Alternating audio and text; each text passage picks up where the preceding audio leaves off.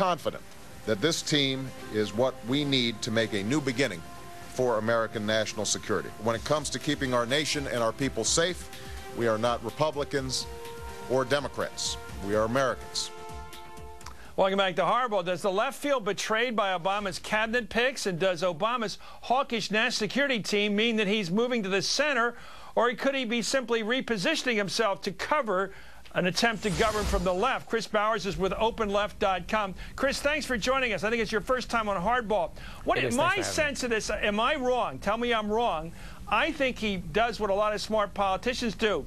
They sort of dress one way so they can act another way. You put somebody on your team to give you cover with the right or the center because you're going to try something new in the Middle East, for example.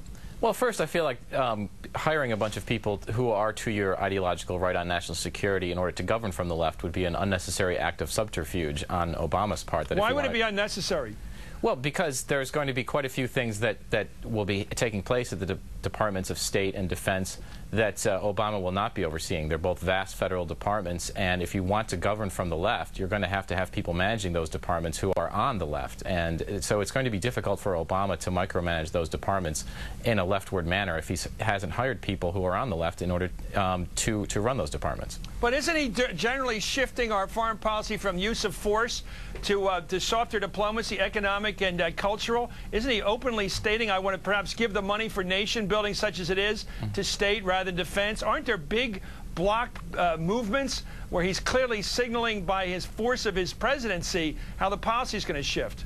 There certainly could be, and there have been reports that both General Jones and Senator Clinton, or soon to be Secretary Clinton, and Secretary of Defense Gates will be engaging in a large-scale shift away from the use of military force towards more diplomacy, nation building, even aid. However, at the same time, there's a proposed $450 billion increase on top of already scheduled military increases currently made by the Pentagon under Secretary Gates over the next 5 years. And that would be a huge shift of resources away from Obama's domestic programs and would basically not only prevent him from governing to the left on foreign policy, but would prevent him from governing to the left basically anywhere. Isn't that subject to change once he gets in? It certainly is subject to change, and I certainly hope that this is an aspect where Obama's team of rivals is coming to play, and he disagrees with Secretary Gates on this. But if there is that sort of vast increase in military spending, it's going to be extremely difficult for Obama to govern to the left on anything. You know, I think I agree with your general position on Barack's foreign policy as he advertised in the campaign. Do you think he's betraying it? I don't think he's betraying it. I think that, I mean, first of all, he hasn't become president, so it's difficult to see how he's failed to deliver on any of his campaign promises so far. But he didn't say he was going to govern from the left during his campaign. He had some progressive rhetoric, but he said he was going to govern in a bipartisan fashion. He repeatedly said that throughout 2007 and 2008. So I don't feel betrayed. I feel disappointed.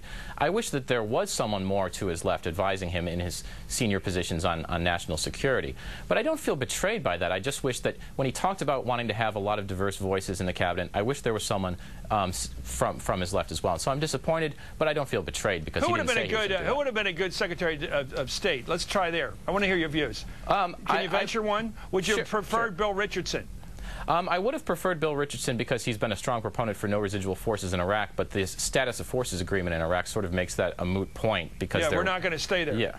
Yeah, exactly. And what about defense? Who would you have liked at defense? I would have liked General Anthony Zinni or General Wesley Clark, even though a congressional dispensation would have been needed in order to get Clark in there, because he's I agree with you on Zinni. Chris, I agree with you on Zinni. He would have been wild, but maybe too wild for current tastes. Anyway, Zinni would have been perfect. But thank you very much. We agree on a lot.